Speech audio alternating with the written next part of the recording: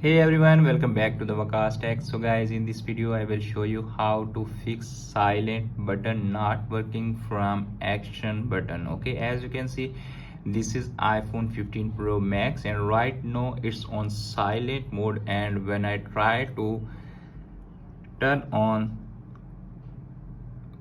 ringing mode, as you can see, when I press it's not working, and even iPhone camera is turned on from silent button. Okay, so how to fix this kind of issue? First of all, you need to open your iPhone settings app.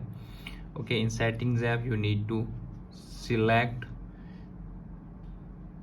the action button, as you can see showing here, action button. Okay, after selecting the action button, you can see appears on screen there is lot of feature that you can add on your action button, like camera, okay, and focus, and the you can see first one is silent mode. Just select your action button on that option.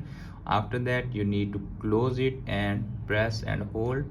You can see appears on screen silent mode is disabled and iPhone is on ringing mode right now after the change the setting. So friends, by do simple step you can easily fix that your iPhone action button not working on silent mode. Hope this video is helpful for you. If the video is helpful for you, don't forget to share and subscribe my YouTube channel and press the bell icon for upcoming videos notifications. Thanks for watching.